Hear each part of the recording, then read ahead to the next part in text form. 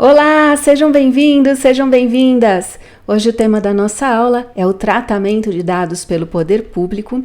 E claro, antes de eu entrar nos artigos da lei, eu vou fazer sempre uma introduçãozinha aqui para trazer para vocês alguns conceitos, né, que é importante a gente distinguir o tratamento quando é realizado pelo poder público do que um tratamento por um indivíduo ou uma empresa, né? Então, o primeiro conceito que a gente precisa tratar aqui é que existe um desequilíbrio, né? A assimetria é um desequilíbrio, uma diferença entre um poder público e o indivíduo ou mesmo a empresa da iniciativa privada. Por quê? Porque o poder público ele presume algumas características que o indivíduo não tem, né? Os órgãos, né? Os órgãos da administração, eles possuem poder de império, eles têm poderes para a realização das suas atividades que são obrigatórias e em consequência da realização das suas atividades, os órgãos públicos eles têm acesso a uma enorme quantidade de dados, justamente porque se eles não tivessem acesso, né, seria impossível a realização das suas atividades. Então, não é difícil a gente imaginar a quantidade de dados, né, que os órgãos públicos têm. Eu estou colocando aqui alguns meros exemplos, né, de sistemas, né, de emissão de nota, sistema de saúde, bilhete único, o programa lá Minha Casa Minha Vida, e, enfim. Aqui eu estou dando exemplos, mas não é difícil imaginar a quantidade enorme de dados que esses órgãos públicos possuem, justamente porque eles precisam executar as suas atividades, né? Então, o que acontece em resultado disso? Essa é uma coleta massiva de dados que são tratados de uma forma não padronizada e transparente, e isso obviamente pode gerar violações às garantias, né, fundamentais dos titulares. Portanto, a Lei Geral de Proteção de Dados evidentemente também se aplica aos órgãos públicos, né? E aí, qual que é a diferença também no que diz respeito a um indivíduo e a empresa no que ela pode ou não pode fazer, por exemplo, né? Nós, enquanto indivíduos, nós temos uma liberdade, né, uma prerrogativa que faz parte da nossa atuação. Então, a nós, indivíduos ou proprietários de empresas privadas, nós podemos fazer tudo aquilo que não está proibido pela lei, né? Então, eu resolvi que eu vou empreender na área tal, eu vou fazer tal coisa. Nós temos uma liberdade que não é a mesma do Estado. Porque o Estado, ao contrário, né, o indivíduo, a empresa privada, ela pode fazer tudo aquilo que não está proibido pela lei. Já o Estado, poder público, ele só pode fazer aquilo que está escrito na lei, estritamente, limitadamente, para atender aqueles objetivos e sempre visando atingir uma finalidade pública. Então, aí você já vê uma enorme diferença, né? Então, o Estado, assim como em qualquer outra atividade, a questão do tratamento de dados não é diferente. O Estado só vai poder tratar dados nas hipóteses previstas pela lei a que ele está submetido, né? E não vai poder tratar dados em nenhuma outra hipótese que não esteja, por sua vez, prevista numa legislação, tá? Sempre tem uma lei ou outra que é muito importante a gente ler em conjunto com a Lei de Proteção de Dados. São muitas as leis, né? Mas algumas são mais importantes, que nem quando a gente estudou lá a questão da criança e do adolescente. O Estatuto da Criança e do Adolescente é muito importante a gente ler em conjunto para entender melhor esse capítulo.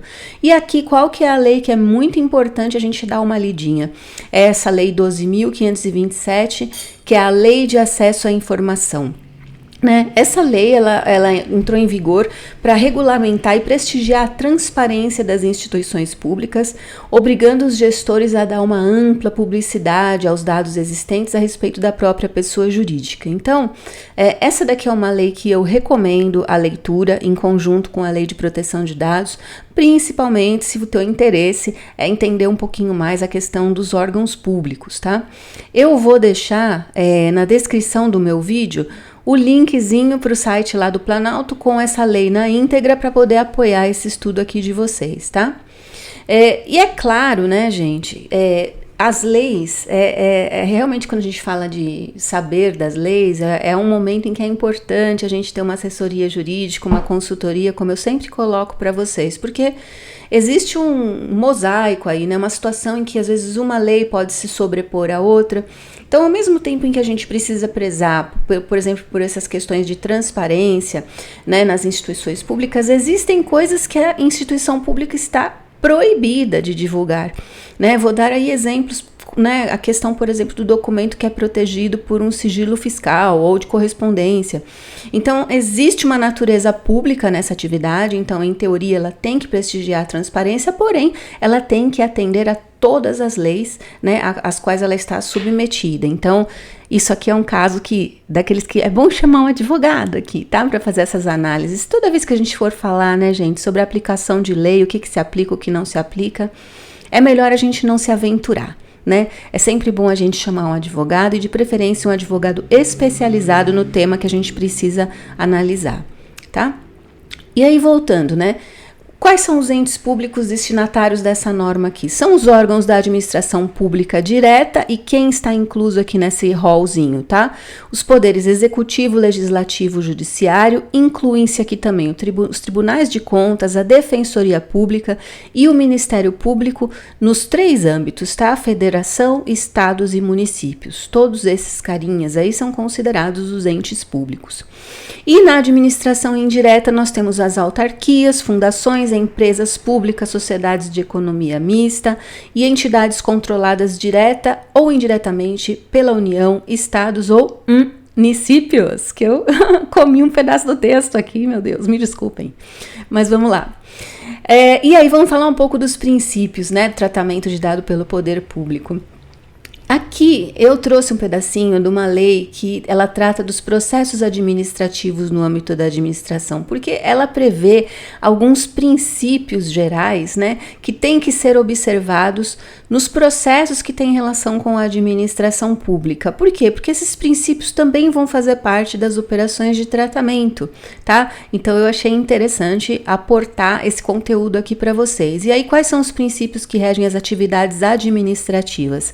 Legalidade, moralidade, ampla defesa, contraditório, segurança jurídica, interesse público e eficiência.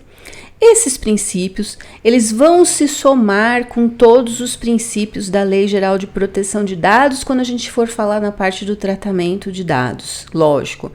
E aí, no artigo 23, a gente vai ver que no caput ele vai falar que esse tratamento vai ser realizado para o atendimento da sua finalidade pública, na persecução do interesse público e com o objetivo de executar as competências legais.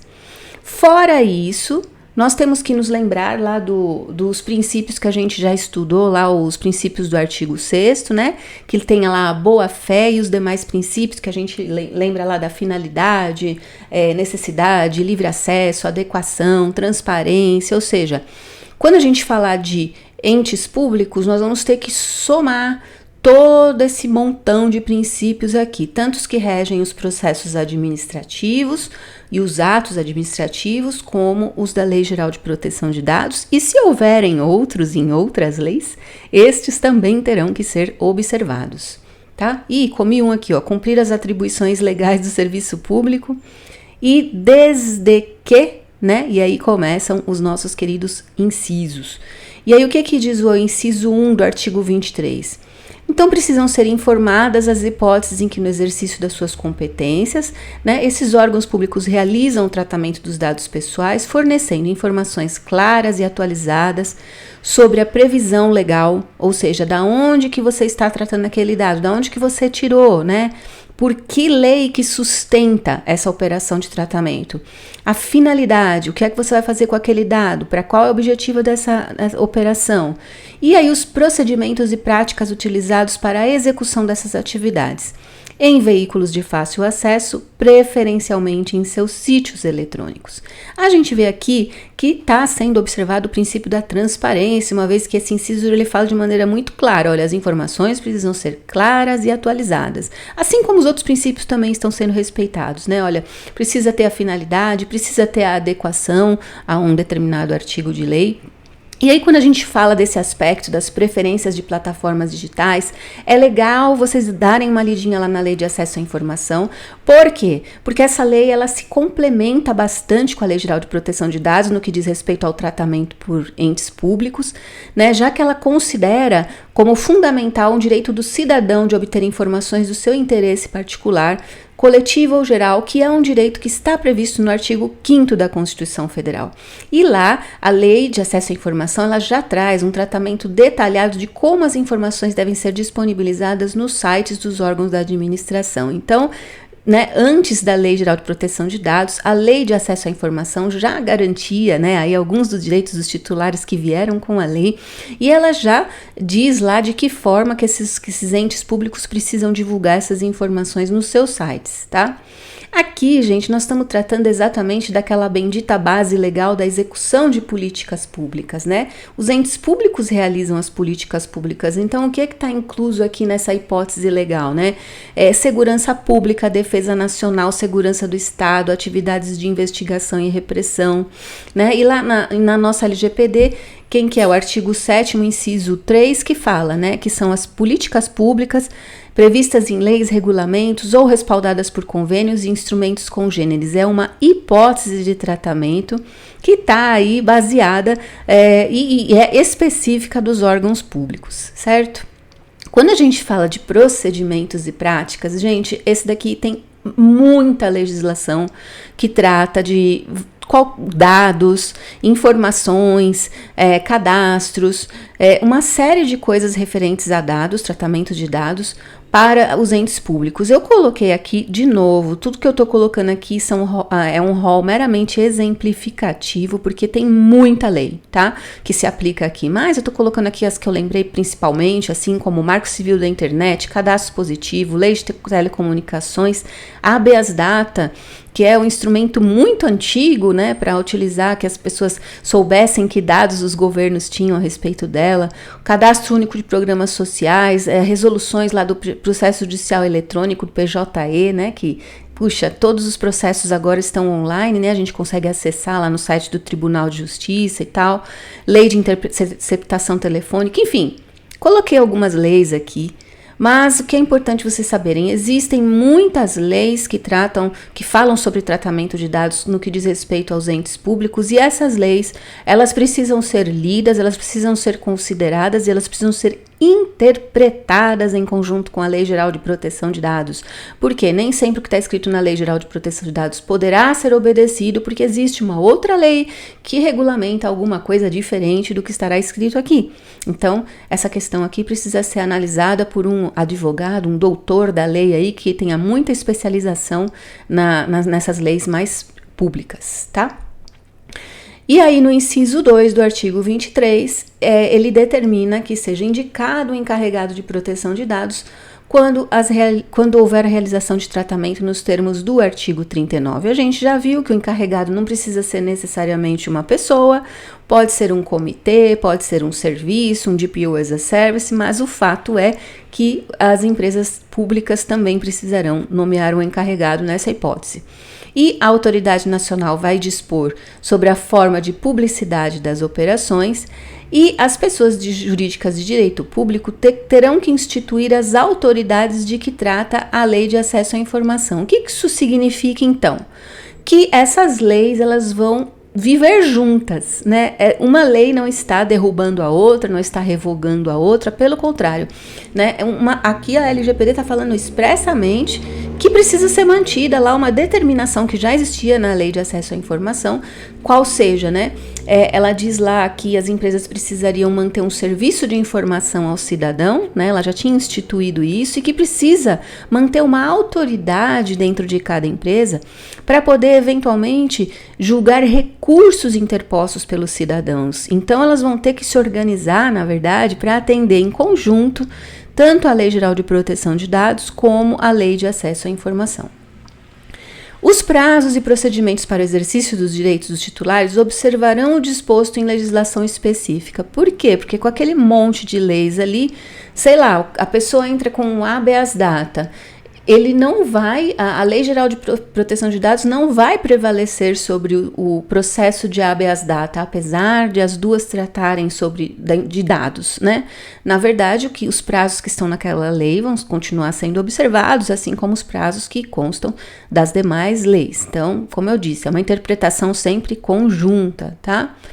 E aí a gente vê aqui a questão dos serviços notariais e de registro que terão o mesmo tratamento dispensado às pessoas jurídicas descritas no caput do artigo, né? Então, aqui a gente fala daqueles cartórios de registro civil de pessoas naturais, cartórios de registro de imóveis, cartórios de protestos, enfim, todos esses cartórios de notas, todos esses serviços aí, eles vão ter o mesmo tratamento aí das empresas que são da administração direta ou indireta, né? Vão ser tratados, portanto, como uma empresa pública. Eles prestam serviço público, né? Eles prestam serviço público por delegação, né? Apesar de eles serem uma entidade privada, eles prestam realmente um serviço por delegação pública. Então, é normal que eles sejam tratados aí como um ente público, né? E aí, eles têm que fornecer os dados, o acesso aos dados por meio eletrônico para a administração pública. Isso daí já acontece, né? Hoje, por exemplo, a Corregedoria Geral da Justiça, a Defensoria Pública, eles têm acesso à base de dados, né? Tanto dos cartórios de pessoa natural, como dos cartórios de registros de imóveis, para poder justamente, enfim, sempre, né? Sempre é para a execução das suas funções e das suas tarefas, né? E aí o artigo 24 vai dizer que as empresas públicas e sociedades de economia mista que atuam em regime de concorrência, sujeitas ao disposto no artigo 173 da Constituição Federal, terão o mesmo tratamento dispensado às pessoas jurídicas de direito particular. Bom, aqui a gente tem uma situação, porque nós temos algumas empresas que elas têm dois tipos de caráter diferentes, digamos assim. Nós temos algumas empresas que, embora elas sejam empresas públicas, elas têm ali uma finalidade de obtenção de lucro que assemelha elas a empresas privadas. Nós temos aí alguns bancos, por exemplo, que são bancos ligados à administração pública, né? Então, de que nós estamos falando aqui? Nós estamos falando dessas empresas estatais que, apesar de serem empresas estatais, elas exploram uma atividade econômica. Essas empresas aí, quando elas estiverem nessa condição, elas vão ser tratadas ali como uma empresa comum, né? Que empresas nós estamos falando aqui? As empresas públicas ou as sociedades de economia mista. Nessa situação aqui, elas vão ser tratadas como empresas comuns, justamente para que elas não tenham um tratamento especial, diferenciado, para que isso não implique aí num desequilíbrio à livre concorrência com outras empresas que estão no mesmo setor, por exemplo, financeiro, desse exemplo que eu dei dos bancos. Mas existem situações em que essa mesma empresa, ela pode estar exercendo dois tipos de função diferente. Ela pode estar ali explorando uma atividade econômica, mas no meio da sua atuação existe a operacionalização de políticas públicas e a execução delas, porque elas são empresas aí que têm atividades diferentes, né? E aí, gente, o que vai acontecer nessa situação, né? O entendimento é que para dar cumprimento a essa divisão de tarefas que acontece dentro dessas mesmas empresas, do mesmo âmbito, vai precisar ser feita a análise das operações de tratamento caso a caso, e aí enquadradas essas operações de tratamento ou no artigo 24 ou no seu parágrafo único, e a depender, né, de qual é a hipótese de tratamento que está sendo que está ocorrendo ali, esses bancos de dados vão ter que ser segregados para que eles possam ser tratados de maneira distinta. Afinal, nós temos duas situações diferentes aqui dentro de uma mesma empresa pública, né? Nós vemos aqui que é um grande desafio, né, para as empresas públicas se adequarem a essa lei de proteção de dados. Ele tem um enorme caminho aqui de adequação para a empresa pública. E, gente, hoje nós não vimos todos os artigos que falam do tratamento pelo poder público, porque senão fica uma aula muito grande. Ó, já tem 28 minutos essa aula, então eu vou separar em capítulos, né? E eu acredito que na próxima aula a gente consegue terminar esse capítulo do tratamento do tratamento de dados pelo poder público, tá bom? Fiquem comigo, muito obrigada por estar aqui, espero que vocês tenham gostado, deixa um like, compartilha, um beijo enorme e até a próxima aula, fiquem com Deus e até mais.